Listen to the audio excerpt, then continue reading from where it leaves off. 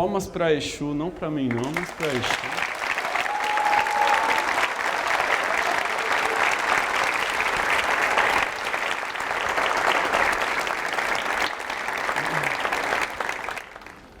Quantos de vocês nunca me viram pessoalmente, para eu ter uma ideia?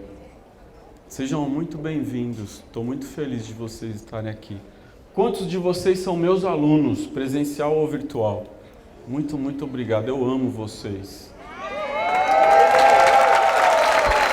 Muito obrigado. Muito obrigado. Muito obrigado por isso. Isso é nosso. É nosso. Não é meu. É nosso. Quem trouxe? Quem trouxe a gente aqui? Quem trouxe a gente aqui? Exu. Laroí, Exu. Exu Mudubá. Laroí, Exu. Exu Mudubá. Laroí. Laroí, Exu.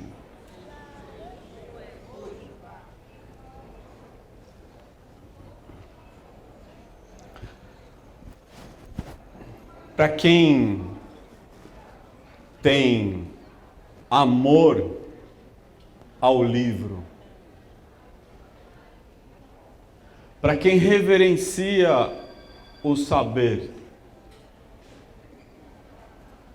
para quem entende o conhecimento como uma das coisas mais importantes para toda a humanidade, então entende que hoje, aqui, nós estamos em um templo do saber.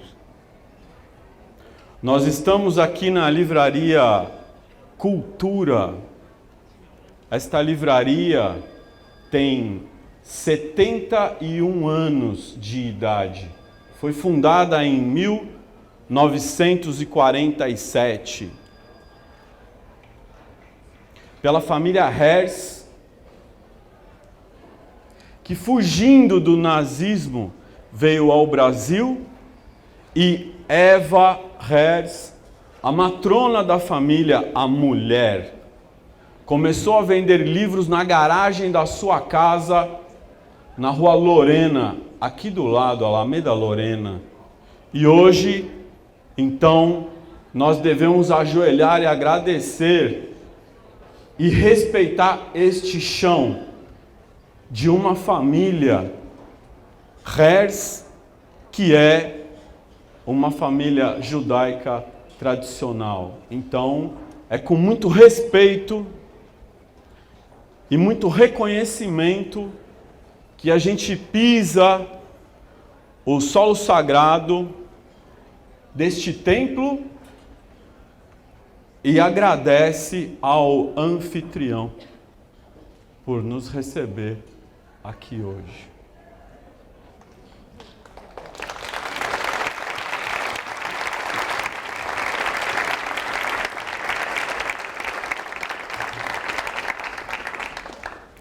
Estar aqui hoje não é resultado de um trabalho isolado.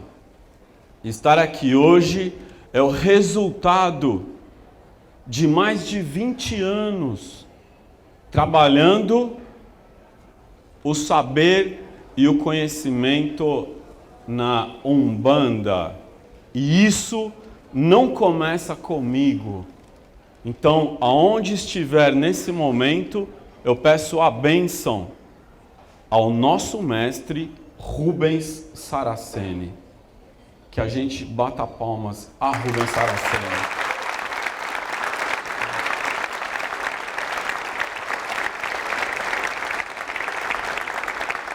Estar aqui hoje é o resultado e o desdobramento de um trabalho que se inicia com o Rubens Saraceni. E se há uma coisa que eu aprendi com o Rubens Saraceni é que ninguém faz nada sozinho. E Rubens Saraceni também não fez e não começou esse trabalho sozinho. O grande parceiro de todos os momentos de Rubens Saraceni é Wagner Veneziani Costa, o presidente da editora Madras, e ele está aqui hoje.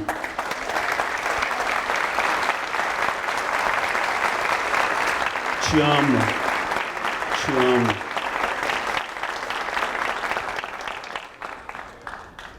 E eu falei para ele que o meu sonho era dar uma palestra de Umbanda na Livraria Cultura, aqui, pelo que esta livraria representa para o livro em todo o Brasil, aqui na Avenida Paulista, e para mim entender que esse chão é sagrado, e eu sou um frequentador dessa livraria.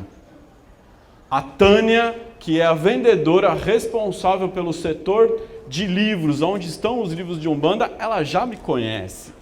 Ela sabe quem sou eu, ela já está cansada de ver a minha cara e muito feliz. Ela também estava esperando por esse dia.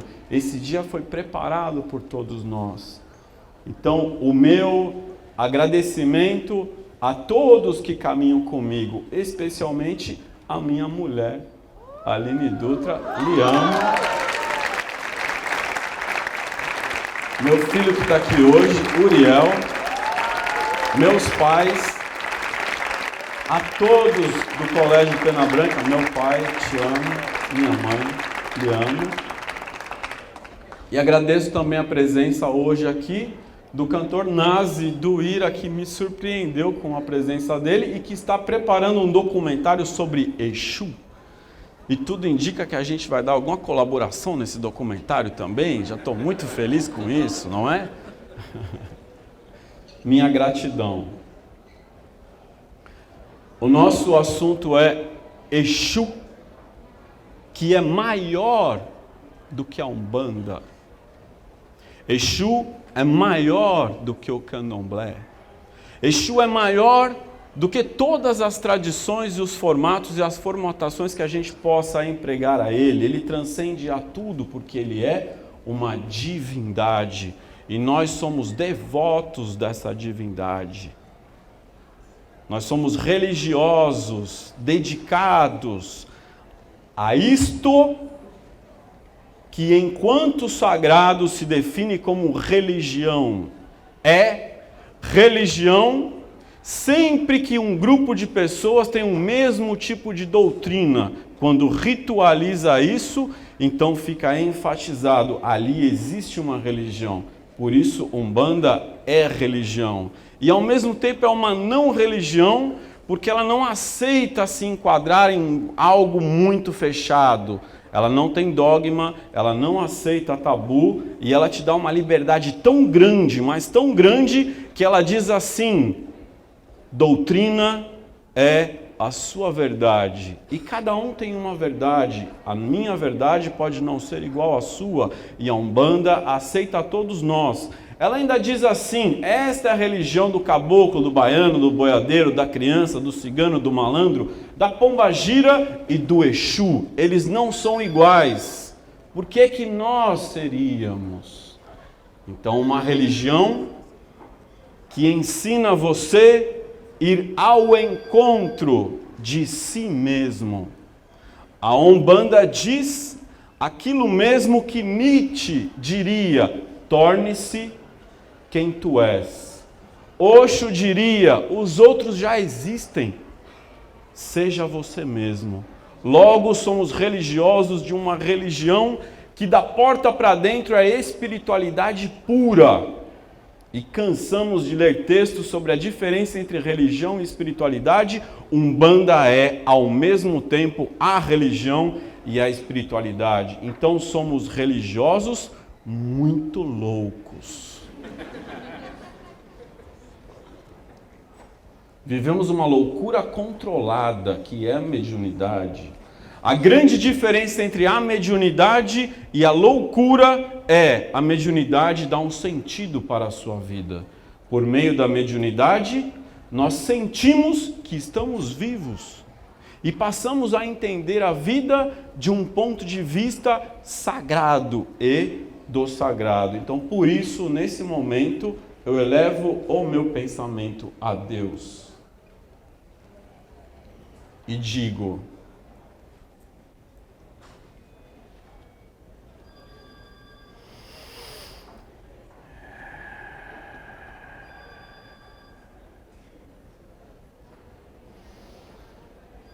Epababá, Oxalá.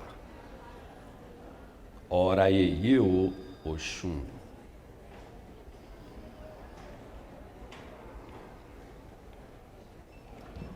Oque, Arô, Oxóssi. Caô, Cabecilha Xangô. Patacori, Ogum. Atotô, Obaluaê. Odociabá, Iemanjá.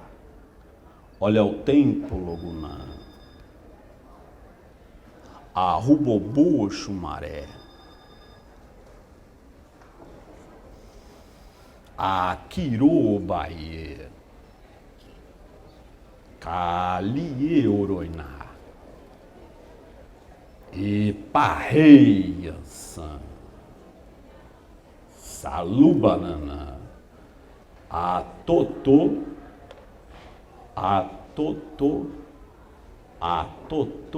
Omulô. Laruie, Exu é Mojobá.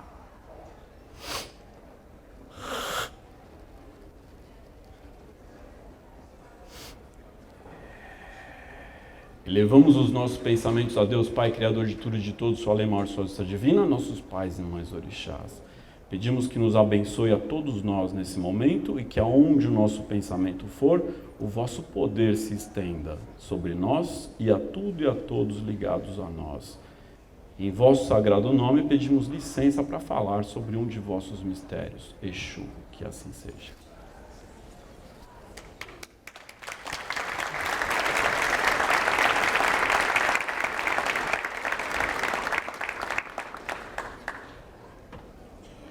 Então o assunto é: Exu não é diabo.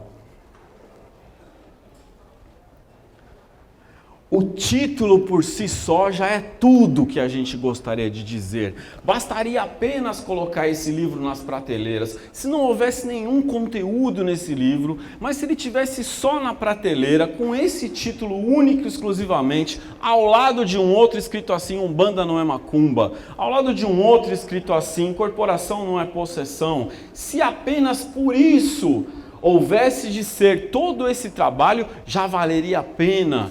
Já valeria muito a pena, mas muito mais do que isso é entender que nós temos o que dizer, nós temos muito a dizer. Nós temos a dizer, por exemplo, não apenas quem é Exu, mas perguntar: você sabe quem é o diabo? É muito comum e fácil alguém dizer Exu é diabo, até usar a palavra Exu como se fosse um xingamento, como se faz em alguns lugares. A pergunta é: você sabe do que é que você está falando? Você sabe quem é Exu? Você sabe quem é o diabo? Pois nós não sabemos. Nós não sabemos nem quem é o diabo. Poderíamos dizer que mal sabemos quem é Deus. Até mesmo porque tudo que eu possa falar sobre Deus não é, se Ele é o que é, inefável, se Ele é infinito, o todo, o tudo, então Ele está acima de qualquer definição. Mas a gente vem de algumas tradições. Aquilo ao qual se considera o diabo, o demônio, o capeta, o capiroto, o coisa ruim. Esse mesmo que habita principalmente o imaginário popular, ele passa por uma construção. A pergunta é: o que será dele depois que nós fizermos uma desconstrução e nos perguntarmos de onde ele veio? De onde surgiu essa ideia de diabo? Aqui, no mundo ocidental, a gente tem uma tradição judaico-cristã. Então, há um conceito que nasce no judaísmo, que vai se desenvolver no cristianismo e que vai também aparecer com nuances no Islã. Isto não existe na tradição de cultura nagô, que fala a língua iorubá. Mas do que é que nós estamos falando? Quem é esse diabo? Quem é demônio? Na sua origem primeira, se nós falarmos em tradição, a tradição primeira é a judaica, porque Jesus era judeu. Então é ali no Velho Testamento, é ali no judaísmo, é ali na Torá, no Pentateuco, ali onde a gente começa a ver as primeiras aparições de algo que vai ser chamado diabo. Mas a palavra diabo não é uma palavra de origem judaica. A palavra demônio não é uma palavra de origem judaica, são palavras de origem grega. Diabo é o contrário de símbolo. Símbolo é o que está junto. Diabolo é o que está separado. Demônio vem de daimon. Daimon na cultura grega é um espírito, é um gênio. E o que é que nós temos então no Velho Testamento, no hebraico? Você não tem nem diabo nem demônio no hebraico. Simplesmente porque não existe dentro daquela cultura. O que nós temos então, o que é que surge, o que é que aparece ali no Velho Testamento, ou no Antigo Testamento, ou na Bíblia judaica, ou na Torá? A gente tem algumas divindades estrangeiras, como por exemplo Moloque. Quem é Moloque, considerado diabo? Moloque é um deus estrangeiro, é o deus do outro. Então, o Deus do outro foi considerado diabo. Isso é uma receita antiga. Moloque não é diabo, ele é apenas o Deus do outro. Baal. Quem é Baal? Considerado diabo. Baal é uma palavra de origem aramaica que quer dizer o Senhor. E Baal não é uma divindade em específico. Baal é uma maneira de se referir a qualquer divindade do outro, especificamente de uma divindade baal-bilônica, de Baabilon, da Babilônia. Então Baal não é diabo. Baal é o Deus do outro. Nós vamos encontrar Mamon. Quem é Mamon? Porque você não pode servir a Deus e a Mamon. Mas quem é Mamon, meu irmão? Mamon é literalmente dinheiro. Então aquilo quer dizer, você não pode servir a Deus e ao dinheiro. Mamon não é diabo. Nós vamos encontrar aqui Beuzebu, de Baal-zebu, ou Baal-tzebu. E é dito, inclusive, a Cristo, os fariseus dizem, ele faz milagres em nome de Beuzebu, ele expulsa demônios em nome de Beuzebu, e ele diz como pode o diabo expulsar o diabo. E quem é Beuzebu? Considerado diabo, Beuzebu quer dizer o Deus das moscas. Então a gente está falando de uma tradição antiga, uma tradição que fazia oferendas cruentas, oferendas animais ao ar livre. Quando você faz uma oferenda animal ao ar livre, se você não cuidar, se aquela oferenda ficar largada, ela estará cheia de moscas. Então, quando você vê uma oferenda para um Deus e aquilo está largado e ninguém está cuidando, você pergunta de quem é aquilo? A pessoa responde de forma jocosa, desrespeitosa. Ela diz, aquilo é o Deus das moscas, porque são as moscas que estão ali. Então, Beuzebu não é um demônio, é uma maneira desrespeitosa de você se referir ao Deus do outro. A gente tem uma passagem na Bíblia que se refere a Azazel, aonde diz que dentro da tradição do Velho Testamento, naquela época, quando você estava carregado de sentimento de culpa, de erros, de coisas que você sente que você não consegue mais carregar, então você pega 2 animais, 2 bodes.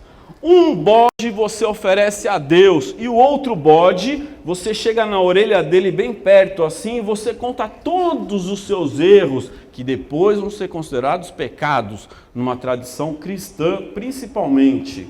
Lembrando, o pecado original foi criado 500 anos depois de Cristo por Santo Agostinho. Então, antes não existia o conceito teológico de pecado original. Você conta os seus erros na orelha do bode. E esse bode, o qual você conta tudo que te pesa na tua alma, esse bode é entregado a Azazel. El é Deus, Azazel é alguém que serve a Deus, isso está no nome dele, assim como Israel, aquele que brigou com Deus, Miguel, Rafael, Uriel, o fogo de Deus. É isso o seu nome? Não é? Então, todos servem a Deus. Azazel é o anjo de Deus que está no deserto e ele recebe o bode que tem todas as suas falhas, todos os seus erros. Você sacrifica esse bode para Azazel. Daí nasce o termo bode expiatório. Isso quer dizer bode expiatório, porque tudo que tem de ruim e de errado comigo, eu entrego para esse bode e passo ele para Azazel. Nenhum deles é diabo, nenhum deles é demônio, no conceito popular que surgirá principalmente com o cristianismo, porque esse arquidemônio que a gente conhece é cristão. Ele é cristão. O mais próximo que a gente tem disso, no Velho Testamento, no judaísmo, o mais próximo que a gente tem se chama Satã ou Shaitan. Esse nome quer dizer o acusador ou o criador de obstáculos. Há um livro em especial no Velho Testamento que se chama Livro de Jó. No livro de Jó, por favor, prestem atenção, no livro de Jó, Deus chama seus filhos. Deus chama os seus filhos. E entre os seus filhos existe um que anda pelo mundo. Este que anda pelo mundo, quando Deus chama seus filhos, se senta ao lado de Deus. O nome dele é Satã. Algumas pessoas se referem a ele como Satanael. Satã, o filho de El. Ele não é inimigo de Deus. Ele não é inimigo do homem. E ele diz... E Deus está falando, olha como Jó é bom. E Satã diz, não, Jó não é bom, vamos criar problema para ele. Vamos ver se ele continua bom. Se tiver muitos problemas da vida dele, vamos ver, vamos testar. Vamos testar Jó e ver o que acontece com ele, se a vida dele ficar difícil. Ele está sentado ao lado de Deus. Esse Satã é um funcionário público, meu irmão. Ele tem uma função, ele está desempenhando um papel de um funcionário público, ele está fazendo o seu trabalho diante de Deus, ele tem uma função, apontar os erros. E aí tudo começa a dar errado na vida. Olha que coisa interessante, tudo começa a dar errado na vida de Jó. Os amigos de Jó dizem assim para ele, Jó, eu vou usar um termo técnico, posso? Eu não uso muito, mas vou usar. Jó, se tá dando merda, você fez alguma coisa errada. Você fez alguma coisa errada, Jó. Se tá dando ruim para você, você fez coisa errada. Todos acreditam nisso. O que é que isso quer dizer, meus irmãos? O que isso quer dizer é que a tal da lei do retorno já existia, o conhecimento. A ciência da lei de retorno não é uma novidade de Allan Kardec. Não há novidade sobre o sol, tudo é releitura, tudo é sincretismo, todas as religiões são sincréticas, nada nasce do nada. A religião judaica, o judaísmo tem origem sumeriana, tem influência babilônica, tem influência dos persas, dos fenícios. Depois o cristianismo vai ter influência grega, romana. Então o mais próximo que a gente tem é Satã, é esse Shaitan, que é um opositor, é um criador de obstáculos, é alguém que aponta os seus erros, mas ele não é seu inimigo, ele não é inimigo de Deus, ele é chegado, ele é parceiro, ele é filho de Deus. Então, numa tradição mais antiga, no Velho Testamento, na tradição judaica, você não tem essa figura de um diabão, de um capetão, de um inimigo de Deus, de um arquidemônio. Isso é uma criação posterior. Isso é principalmente uma criação cristã que vai surgir num período chamado intertestamentário. A ideia, o conceito, ele começa a ser construído entre o período que foi escrito o Velho Testamento ou o Antigo e o Novo Testamento, especialmente em dois livros, chamado o livro de Enoque e o livro de Jubileus, que são dois livros apócrifos. Nesses dois livros tem a lenda de um anjo caído, que não foi aceito nem pelo judaísmo oficial e tradicional, não entra no cânone judaico, na Torá, não entra também no Velho Testamento, mas a lenda está lá, a lenda de um anjo caído. E vai começar a construção. O povo judeu é escravo, está ali cativo na Babilônia.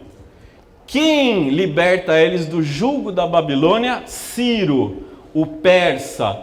Quem são os persas? Os persas são aqueles que trazem a religião de Zoroastro ou Zaratustra, como prefere dizer Nietzsche. Nesta religião você tem dois deuses, um Deus bom e um Deus ruim. Os dois têm igual poder. O Deus bom, Ormus, tem o mesmo poder que Ahriman, o Deus ruim. Esse Deus ruim do zoroastrismo, de uma cultura persa, esse Deus ruim, esse é um capetão, esse é um arquidemônio, esse é inimigo do Deus bom. Isso é conceito teológico. É conceito teológico, é construção teológica de religião, de cultura, porque se eu for na cultura hindu, não tem isso. Se eu for na cultura iorubá, não tem isso. É uma construção teológica, mas agora o povo que está sendo liberto da Babilônia está em contato com o seu libertador, os persas, para em seguida estarem sob o jugo de um novo povo, os romanos. E no meio desse encontro todo, o que acontece é muito sincretismo, meu irmão. Muito, muito, muito sincretismo presente no momento do cristianismo primitivo. E ali, a ideia de um demônio começa a ser construída. E então Deus, que no Antigo Testamento, Deus é responsável por tudo, pelas coisas boas e pelas coisas ruins. Se haverá de sacrificar todos os primogênitos do Egito, a responsabilidade é de Deus. Se castiga alguém, a responsabilidade é de Deus. Se tem 7 pragas no Egito, a responsabilidade é de Deus. Deus assume a responsabilidade pelo bem e pelo mal, mas agora, em um Novo Testamento, nós temos um outro olhar para Deus. Não é mais o mesmo olhar. Há quem diga que não é nem o mesmo Deus. Recentemente foi descoberto o Evangelho de Judas. Segundo o Evangelho de Judas, não é o mesmo Deus. Há conceitos sobre isso, há teorias e construções teológicas enormes para explicar isso. Mas, para o cristão, é o mesmo Deus, sob um novo olhar, agora sob o olhar cristão. Este Deus, Ele é tão bom, Ele é tão bom, Ele é muito bom, mas Ele é exclusivamente bom ao ponto de que para fazer o mal, para castigar, para fazer aquilo que a gente acha, que o conceito de bem e mal é humano. Ele é tão bom, mas tão bom, que para castigar ou fazer as coisas que nós não consideramos boas, você precisa de um demônio grande e forte. Então, a igreja cristã, o cristianismo, começa a construir teologicamente a imagem de um diabo forte, de um diabão. E especificamente a igreja católica cria um diabo que não existia no judaísmo tradicional e ortodoxo, porque inclusive o seu nome não está na Bíblia, é Lúcifer, o portador da luz. Lúcifer é um diabo criado teologicamente para suprir necessidades teológicas, políticas, de poder, de dominação. Ele faz parte de um contexto. Agora você tem o diabo, o inferno e o pecado. Isso tem um propósito.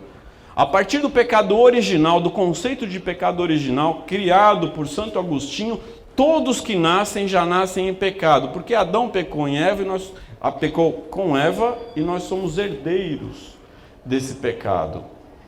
As crianças vão para o limbo. Agora me diga, como pode Jesus afirmar que o reino pertence às crianças se elas não haviam sido batizadas?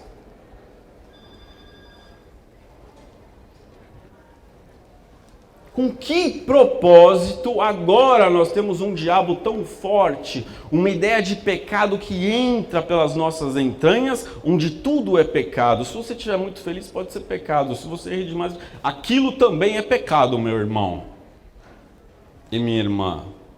Então há uma construção muito bem pensada sobre tudo isso. E nessa construção, Lúcifer quer dizer o portador da luz. Por quê? Porque há a lenda de um anjo que era o anjo mais belo de Deus, o anjo que tinha a maior luz de todas. Você não sabe o nome dele. Você não sabe o nome dele. Você só sabe que ele tem muita luz. Como você não sabe o nome dele, então vamos chamá-lo de o portador da luz. E ele passa a ser chamado de Lúcifer. Isso é uma construção tardia. Isso é uma construção tardia. Porque mesmo no cristianismo primitivo, Lúcifer era uma maneira de você se referir à estrela da manhã, o Lúcifer. Jesus é chamado de estrela da manhã, que é sinônimo de Lúcifer. Pense em uma construção tardia. E essa construção ganha inspiração nessa ideia de Ormus e Ahriman, um diabo muito grande e poderoso, que tem a força de combater Deus, um anjo caído. Eu vou fazer um comentário pessoal. Até nós que não somos mais bobo, hein? Até a gente que é mais bobinho, eu acho que não cai. O anjo mais lindo de Deus, mais iluminado, ele caiu. E caiu de tal forma, de tal maneira, que ele não pode se reerguer. Da onde ele caiu, ele nunca mais se levanta. E lá ele continua eternamente, ele não pode se arrepender de ter caído. E lá está ele. Pois bem, essa é a construção. A pergunta é, o que isso tem a ver com Exu? O que isso tem a ver com Exu? Isso não tem absolutamente nada a ver com Exu. Mas as pessoas não sabem nem quem é o diabo, muito menos quem é Exu. Então, aqui, estão indo bem? Tá tudo bem? Tá? Posso falar do livro? Então, eu dividi esse livro em 3 partes. Na primeira parte, explicamos exatamente isso. O que é o diabo, a origem do diabo nessa tradição judaico-cristã. Na segunda parte, tem um texto inspirado. Exu fala na primeira pessoa. É ele quem está falando. O orixá Exu está falando. Então, na primeira parte, quem é o diabo? Muito bem, isso não é Exu. Mas quem é Exu? Então Exu fala na primeira pessoa, ele diz assim, Exu fala, eu sou um Deus antigo, eu sou anterior à criação, eu assisti os 7 dias da criação, eu vi quando você foi criado. Por isso, a sua razão humana não dá conta de me entender, porque eu sou anterior à razão humana.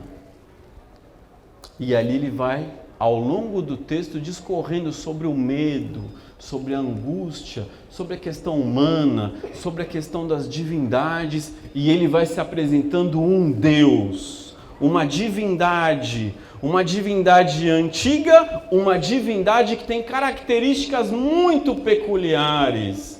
Exu faz parte de uma classe de divindades chamadas de trickster. Trickster são aquelas divindades brincalhonas, como é Loki, ali na tradição nórdica, como é Dionísio na tradição grega. E eu gosto de muitos filósofos, mas especialmente gosto de Nietzsche, então vou falar de Nietzsche outra vez, que eu adoro Nietzsche. Nietzsche diz que havia uma realidade dionisíaca antiga, mas o mundo ocidental adotou para si a realidade apolínea. Todo o mundo ocidental, principalmente a partir dos grandes filósofos gregos, Sócrates, Platão, Aristóteles, e deles para cá, exalta a razão. Todo mundo será um mundo racional. O homem se coloca no pedestal, agora ele é que manda. A razão é que deve ser exaltada, e isso vai ganhar muita força no mundo moderno, quando surge, a partir de Augusto Comte, a ideia de que as ciências vão explicar todas as coisas. Então teremos uma grande comunidade científica pensando sobre isso, que a ciência responderá todas as coisas, e é sobre isso que Nietzsche diz. No momento que nós queremos explicar tudo, no momento que nós queremos que a razão dê conta de todas as coisas, nós perdemos a oportunidade da vida, em que nem tudo precisa ser explicado. Por exemplo, o amor. Você explica o amor? Você não explica o amor, meu irmão. Então, se você for muito filósofo e pouco poético, você perdeu boa parte do que há de mais lindo na vida, que é o silêncio. De quando o amor cala fundo na tua alma.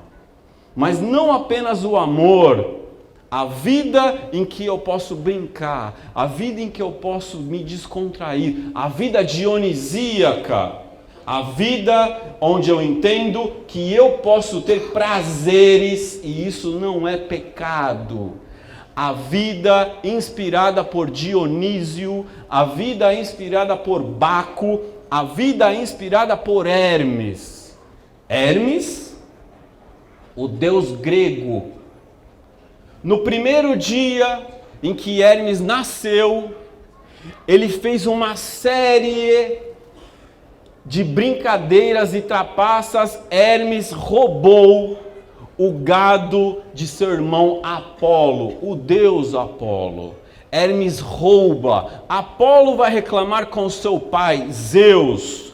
Então, quando Hermes chega, no momento que Hermes está diante de Zeus, porque ele roubou, Apolo se encanta ao ver que Hermes está tocando uma lira. é a música. Então Apolo diz para Zeus, não castigue Hermes, estou encantado pela música. Hermes, me dê a lira, me ensine a tocar. Não tem problema que você me roubou, nós somos irmãos, isso é uma bobagem, isso é o mundo dionisíaco.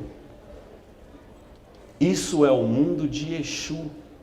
Em todas as lendas de Exu, você pode ver Hermes, você pode ver Baco, você pode ver Dionísio e você pode ver a oportunidade de ver a si mesmo diante da vida.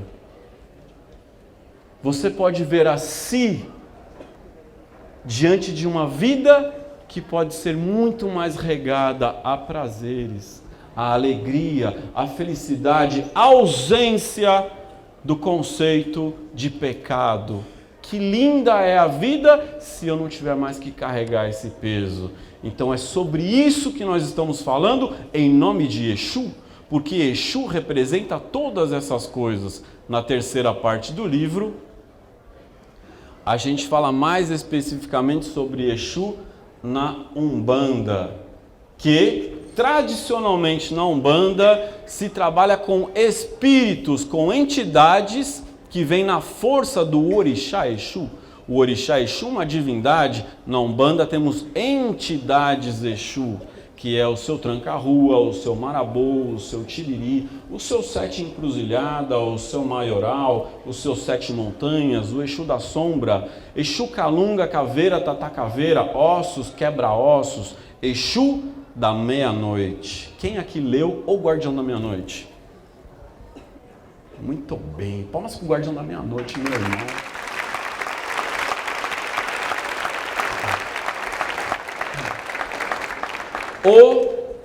O Guardião da Meia-Noite é o livro mais lido entre todos os umbandistas da editora Madras, do nosso mestre Rubens Saraceni. Este livro, O Guardião da Meia-Noite, especificamente esse, é o livro e a obra que marca o momento em que as livrarias abrem as portas para nós. Porque todos nós começamos a bater na porta da livraria e perguntar, tem Guardião da Meia-Noite? Tem Guardião da Meia-Noite? Tem Guardião da Meia-Noite? E elas se abriram para nós. Então, para entender Exu na Umbanda, leia O Guardião da Meia-Noite e leia também Exu Não é Diabo. Na terceira parte, vamos entender quem são essas entidades, espíritos guardiões, que vêm em nome de um orixá, orixá Exu, porque essas entidades trazem a força, o poder e o mistério do orixá Exu.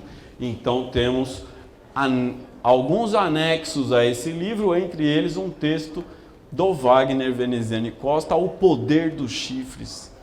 Um texto do David Dias sobre as ervas de Exu. Temos um texto do livro Orixás na Umbanda, que fala quais são todas as outras divindades que têm relação com Exu.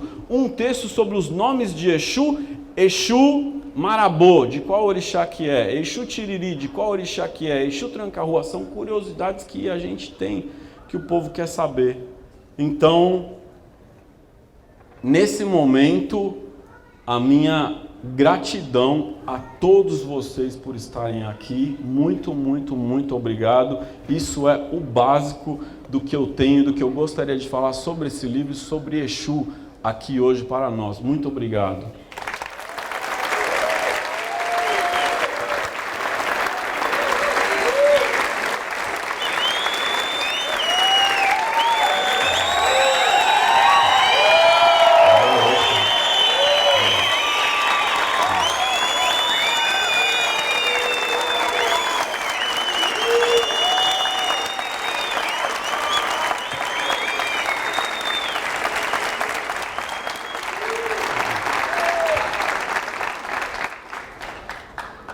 Eu queria muito chamar o Wagner aqui comigo do meu lado. Ajude ele a entrar, David.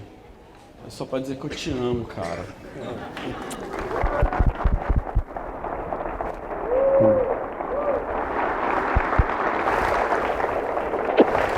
Obrigado. Parabéns. Sem ele, nada disso estaria acontecendo aqui. Obrigado. Eu falei pra ele, é um sonho a gente falar de Exu na Livraria Cultura. Ele não gosta de falar no microfone, então eu peguei ele de surpresa, ele não fala, ele não gosta. Boa noite a todos, obrigado pela presença. Realmente é um marco histórico falarmos de Umbanda na Livraria Cultura. Agradecemos, e eu volto a enfatizar nosso profundo agradecimento ao Pedro Hertz e toda a família por nos conceder esse espaço e esse momento histórico onde a Umbanda entra na Livraria Cultura na Avenida Paulista. Há 27 anos, 26 anos, nós estamos tentando fazer e levar a Umbanda a todas as livrarias do país, o que não é fácil. E eu agradeço muito a vocês todos, porque só conseguimos entrar nas livrarias com livros de maçonaria e de Umbanda graças a vocês, porque eram proibidos. Assim como outras literaturas ainda são proibidas, mas nós vamos conseguir entrar e levar conhecimento a cada um da forma que nós entendemos ser conhecimento, né? Então eu estou muito feliz, sinto muito a ausência do nosso pai, do nosso mestre Rubens Saraceni, que lutou comigo 20 anos, trabalhou para que esse momento chegasse. Não chegou pelas suas mãos, mas chegou nas mãos do seu primogênito, do seu filho predileto, que é o Comino, um autor que vem se destacando, não só pela alta vendagem, mas pela qualidade do que escreve e o conhecimento que tem em si. Nós agradecemos muito a você, a toda a turma do colégio, dos colégios, e que isso vem se multiplicando cada vez mais. Vocês não sabem, não têm ideia de como a Umbanda está crescendo. Hoje nós do colégio somos em 24 mil alunos, só em São Paulo. E o Comino agora começa a abrir no Piauí, na Bahia, temos no Rio de Janeiro, e começamos então a abrir colégios de Umbanda em todo o país. Isso é um trabalho de nós todos, é um trabalho em conjunto. E a Amada só tem que agradecer, porque ela vai crescendo junto com vocês. E espero estar fazendo o melhor de mim também, através dos livros que vocês estão vendo aí. Muito obrigado, uma boa noite.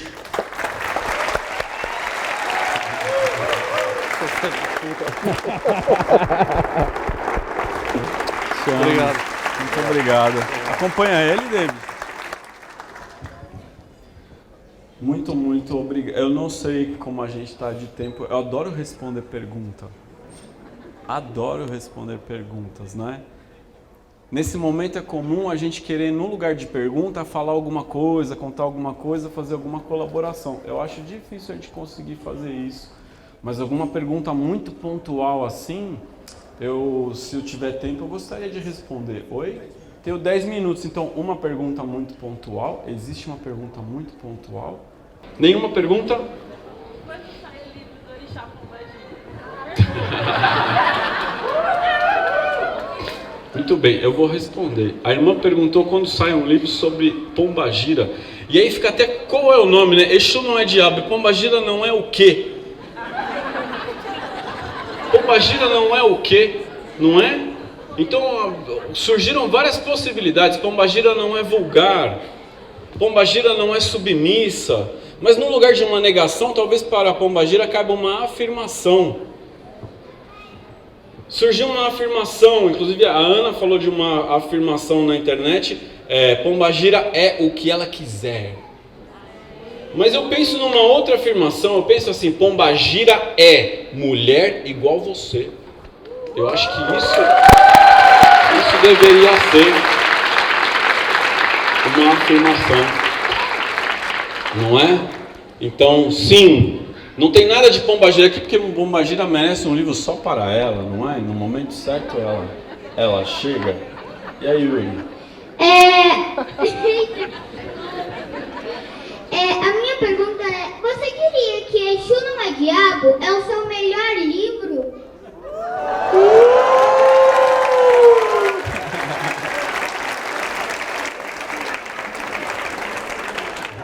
Já fizeram essa pergunta já? Muito boa a sua pergunta, Oriel.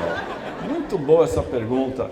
Eu tenho certeza que Exu não é diabo, é o meu melhor livro, porque o último é sempre o melhor, não é, meu irmão? Então, Muito, muito, muito obrigado a todos. Elevamos nossos pensamentos a Deus, Pai, Criador de tudo e de todos. Só Limar, só divina, nossos pais e mães orixás, guias, mestres, mentores, que nos deem força, determinação, inspiração, luz, axé. Aqui, agora e sempre, que nossos pais e mães orixás se manifestem em nossos corações, em nossas palavras, em nossa mente, por meio de nossos pés, mãos, olhos, boca, ouvido, nariz, do sangue, da carne, de nossa entranha, da nossa alma, e que aonde o nosso pensamento for, o vosso poder possa alcançar, iluminar, abençoar, curar, limpar, desobsediar, perdoar, libertar. Axé.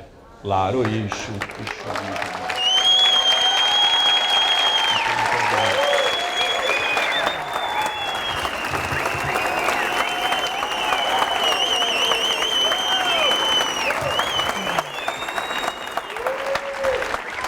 Muito obrigado. Fechou? Muito obrigado. Eu acho que é isso que a gente tinha que fazer aqui hoje. Eu estou aqui e autografo livros até o último. Se a livraria fechar, eu vou para a rua, a gente vai na Bienal, autografei até a meia-noite. Então quem tiver com o livro e quiser autografar, eu só preciso saber aonde que faz a fila. Aonde eu vou? Lá embaixo? Então não forme fila aqui. É lá embaixo ó, que eu vou autografar. Então pode começar a formar fila lá embaixo que eu vou chegar lá já.